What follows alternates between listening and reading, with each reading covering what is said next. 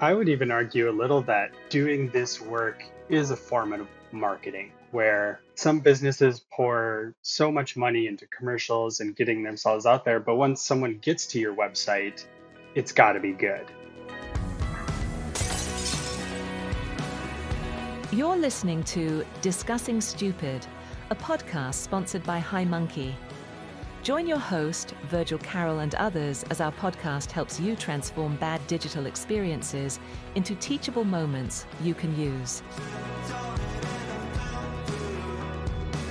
Today's episode is kind of a little exciting. We haven't brought anybody new to discuss anything with us for a long time. And so today we brought in Seth, who is both our project manager and also helps us with QA testing. I thought that this was a great topic because obviously with any type of web project or digital project, or really any kind of project you do, doing some quality assurance testing is critical. From our perspective, quality assurance doesn't only include just making sure from a functional standpoint and from a design standpoint, but also accessibility and a lot of other things on there. Even early on in my career, we didn't tend to emphasize that level of testing before we deployed projects. And even today, I'm amazed how many times I run into different organizations that just make updates and put them out there and don't realize the consequences of it and everything doing it. So today we're going to talk about some of the things that we need to do around quality assurance to kind of make sure that we're delivering a very quality product, but also trying to make sure that you have it as part of a continuous process in your own organization to make sure that you're handling all these needs, some of the things that can have an effect from that.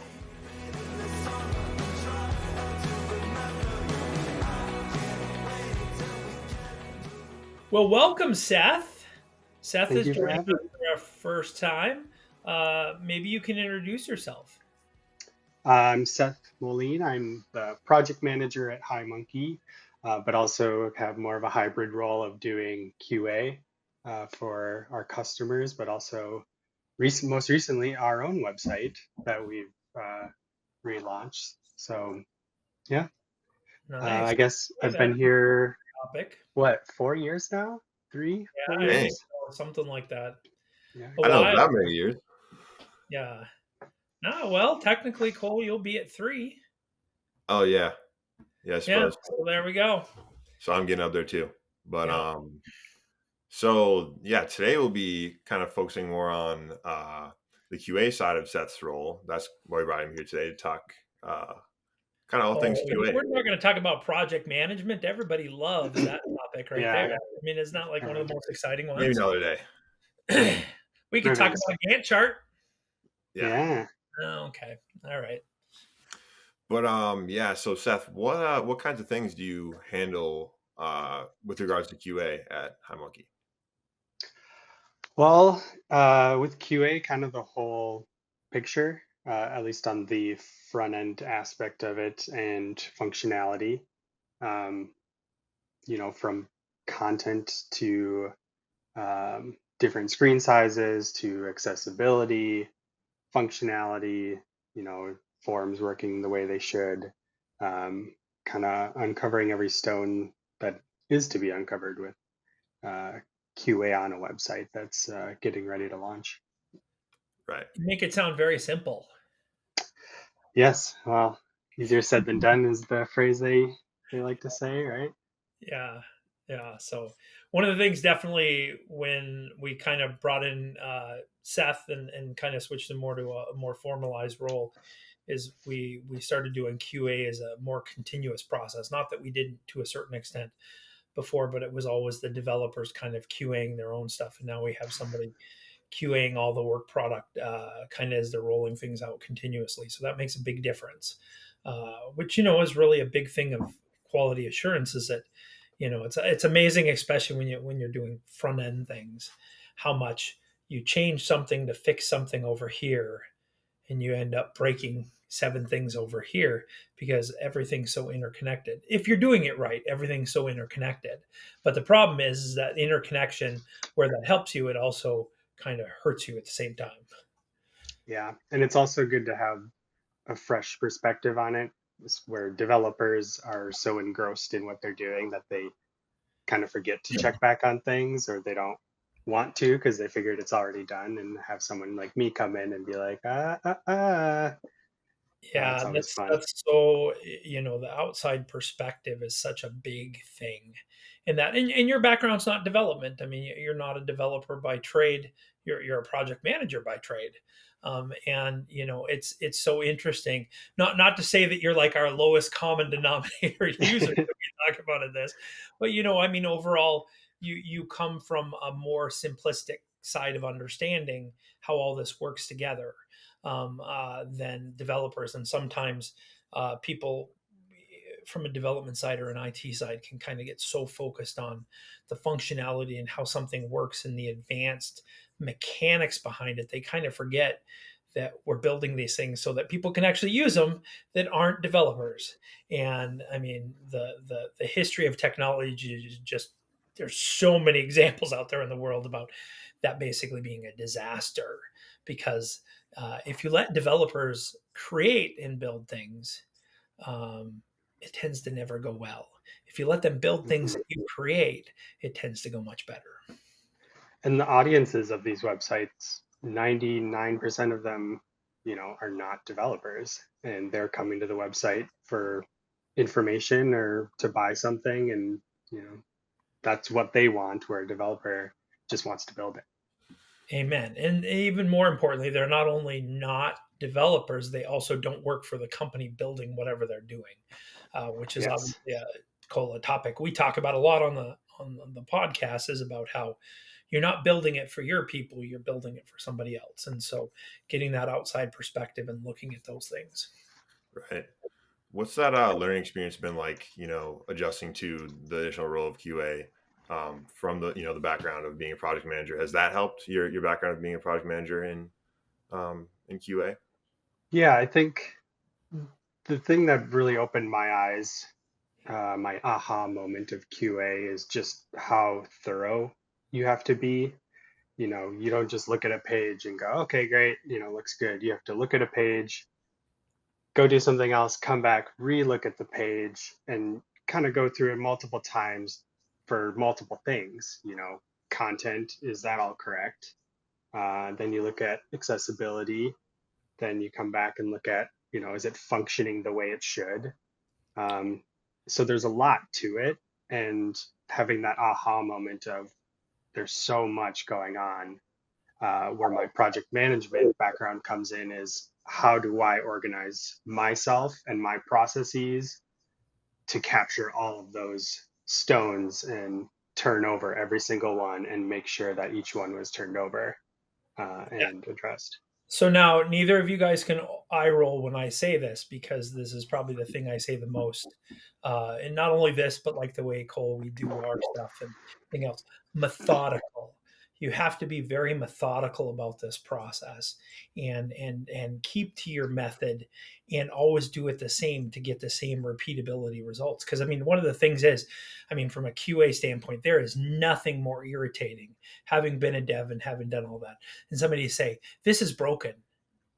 Okay, what's broken? Well, that doesn't look quite right on the page. Well, what is that? Or, the form's not working correctly, or that. For somebody to actually be able to troubleshoot and be able to do something about it, it has to be a repeatable activity, something that somebody else can repeat. I can't tell you how many times we get customers to come and say something's not working the way they wanted it to, and you just have no idea what they're even talking about, let alone how to fix it. And so that's one of the things you and I talked a lot about. It's not just about noticing something, it's about being able to give specific instructions on what exactly is happening. And so that's one of the reasons we use the tool we do now, to kind of help manage that and be able to show screenshots and exactly where on the page something's wrong in that. But overall, once they fix it, you got to do it all again. It's Yeah. repeating that method and being very methodical in the way you do things, because it's so easy with these to lose your place and lose your mind. Yeah. And I think another aspect of it is having a good relationship with the developers you're working with, of having understanding how to work with them to say, when you come Oh, back for what the do you think third of time, your feedback, huh? Yeah. yeah, They you're talk. coming back for the third time. Yeah, yeah, yeah. You're probably the friend on the project manager side and the enemy on the quality assurance side. Exactly. But You're you're a, right, you're a frenemy. pushing it back to the developer in a way where it's teed up for them to just swoop in and fix it, knowing, here's what I've tried, here's the browser it's broken on, or the screen size, so they can just get in there and do what they need to, instead of just saying, well, it's not working. It's great. Well, what's not working? Um, You know? well, and you have to do that too because you're also the other side, which is when the customer's business folks come in and say something, you're the one that has to interpret that and figure that out into actionable things. And so sometimes you get better at doing that for our devs because you experience on the other side where somebody gives you very vague feedback and you're having to make that into an actionable something that can be fixed. Yeah. A lot of balancing on either side, um, of the process, and translating business speak into dev speak and vice versa, Yeah. on these issues that are coming up. So where do people kind of go wrong when it comes to QA, or where have you personally encountered like where there's like some easy places to make mistakes when it comes to the process? I'm going to laugh because actually, when we were talking about this, I don't know why I came up, but this is the origination of staging sites. I mean, this is the origination of the staging process, why Yeah. you do this. And it's amazing how many times I still have conversations with customers that are like, well, why can't I just make the update on the website and that? Because it's very easy to screw things up. And as especially a website becomes fully thing and it has thousands and thousands of lines of styles and thousands of lines of code, changing one thing can have such a big ripple effect across the entire site. And Seth is smiling because he's got to experience a lot of that. My previous job, I was unaware if they even had staging, and a lot of like they built their own CMS, and they would push updates out to customers, and it would be broken, and I'm sitting there like, well, did we test this at all? Like, and now I have a customer coming back to me saying, why is this broken? And I'm standing there, with my pants down, being like, I don't know. I was just told that it's supposed to be fixed, but then these six other things are broken. And it's just a frustrating experience for everybody. Yeah. Um, And I think that's the key is you have to have that method, but you also have to have a place to test these things. um, uh, and and go through that. Which is honestly one of the nice things about a lot of content management systems is they allow that process of kind of doing pre-published things. Even our site where we're doing it without a content management system, we still have a staging environment that we can release things first before we actually go through and push it into production so that we can go through it and then test it and that. And so but I think that's a good lesson to learn. If people are going to do good quality assurance, they should hate it yeah. because you're going to do it all the time and you're going to look at the same things and it always works. And that's where complacency kind of comes into the process. It's like, well, this header's always been here the same way in that. And then you make a change on a form over here, which accidentally conflicts with a style over here. And all of a sudden your header's not, but I didn't look at it anymore because I was like, I didn't need to do that. And that kind of comes back to Cole's question of, the biggest issue is being methodical and staying on top of it, because if you don't, you try to get through it quickly, you start to miss little things, and then it all kind of adds up. So just sticking to that plan that you have set up for yourself, whatever plan that might be, it might vary by customer. Some customers are like pretty relaxed on what they want. Others are a little more specific on how they want things to look and function, and just making sure you check all the boxes for those customers. So for those types of customers, how do you like remain methodical? How do you like stay to the, meticulous requirements of the QA? For me, I think it's doing a couple of rounds of, well, let's take one page, for example, working on the home page. Kind of doing my first round of reading through the content. Okay, is the content match what we've been given? And then going through the next part of it, of the visual layout of the page, and making sure the pictures are right and things are formatted correctly. And then the next part of looking at accessibility, and it's kind of chunked into different stages. And for me, sometimes it's good to do something else and come back to it with that fresh mind, where I might have been trying to just get through it and I need to slow down and re-see the page, and maybe notice something I missed in the first round of, oh, this word is capitalized, but it shouldn't be, and I missed that on the first round. And just staying on top of that methodology, but making sure that you're fresh on that methodology and not getting complacent as you're trying to get through it. Yeah, I've always joked for years that, we've done some pretty cool sites, not only for ourselves, but for our customers and all that. But in the end, if we've done our job well, we internally should almost hate the site. We're so sick of looking at it because you've looked at it 5 million times. Cole now understands that much more, that we just went through our site over the last 6 months, that by the end of it, you're like, man, I really want to change everything because I'm so tired of looking at this thing. And you think of it as a stale site when the reality is, from our side, that's really what it should be. Is it should, if you have somewhat of a disdain for the product, you're putting it out because you've been doing Yeah. quality assurance, that's probably a good thing, because it means you looked at it the requisite number of times you needed to make sure it was a good product. Yeah.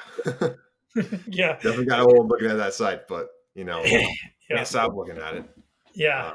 So, I mean, but that's important. I did want to mention one thing that I think is very key to what Seth said, is he talked about accessibility, and how I don't think a lot of people always think of accessibility as part of quality insurance. They think of it as testing, but it's even, like even when we respond to RFPs, everybody puts it as a separate thing instead of being like an overall quality thing. If you're not doing accessibility as part of your quality assurance, well, first, shame on you. Two, you're not only costing yourself a segment of users, but you're also costing yourself a segment of search engine optimization. And people should always remember that. And that's why we think that quality assurance is very important, and accessibility should always be in there. And I've actually recently come across a website where they touted themselves as accessible, and all they did was add like some third-party accessibility feature where you can click on it and it'll like change the contrast of the page, so it's easier for people who might have trouble with colors or something. But when I looked further onto it, there's missing alt text, little things like that, where it's great, you can say it's accessible with this little feature, but Google's going to read it and say this isn't accessible at all. You've got bad links, missing alt text, or repeating alt text, stuff like that, where I've seen people try to take a shortcut. Trying to do those kind of things. Not only that, just general quality. It's the same with like artificial intelligence, and what a lot of organizations are saying. Well, like this can fix the things that we have broken in that, and it's like, is that really a good policy? That just basically means you're trying to do things a lazy way. And I understand that not everybody has time to work on these things, but the reality is websites are no longer this other thing, and haven't been for a very long time. They are a core part of almost every business's business. Therefore, you always want to be thinking about that, and putting the same amount of effort. As a matter of fact, right now, with kind of the direction that our world is going in right now, a lot of organizations are going to be starting to beef up their marketing as kind of the markets start to slow down and that kind of stuff. And that's a great opportunity to really look at what you can do to improve that user experience. And part of that is doing some QA testing up front. We really recommend that with customers, is doing QA testing up front to kind of see what's working well right now and what isn't. And I would even argue a little that doing this work is a form of marketing, where some businesses pour, so much money into commercials and getting themselves out there. But once someone gets to your website, it's got to be good. And that's part of your brand and your business. And if you have a terrible website with, little to no accessibility, or it's inconsistent because no one QA'd it, that kind of tarnishes your name a little bit in the eyes of that customer. And so I would argue it's, in a ways, it's part of the marketing for your business. Marketing's always a good thing. As a matter of fact, if you're listening right now, we could always use your help marketing us by liking what you're listening, whether you're listening or watching the video, and sharing it with your friends and colleagues so that we can grow our listener base, so that we can continue to do this kind of stuff. What Virgil said. Yeah, what Virgil said. I'm sure Cole was getting ready to say that, but I just saw that as a perfect segue. But Seth, boy, we really do thank you for joining us today. Kind of Yeah. fun to have a new face, not just Cole and I, or Cole, I, and Chad, to have somebody new. And we'll have to see how adequate a job you did once we release the episode. Well, and I'm in the final push of QA for a site that should be launching in a couple of weeks, so I should probably get back to that. Yeah, well, we'll probably have you after that to talk about it. All right, look forward to it. Thanks, guys. Appreciate you having me. Yep, thank you. Yep. Just a reminder, we'll be dropping new episodes every 2 weeks. If you enjoyed the discussion today, we would appreciate it if you hit the like button and leave us a review or comment below. And to listen to past episodes or be notified when future episodes are released, visit our website at www.discussingstupid.com and sign up for our email updates. Not only will we share when each new episode drops, but also we'll be including a ton of good content to help you in discussing stupid in your own organization. Of course, you can also follow us on YouTube, Apple Podcasts, Spotify, or SoundCloud, or really any of the other favorite podcast platforms you might use. Thanks again for joining, and we'll see you next time.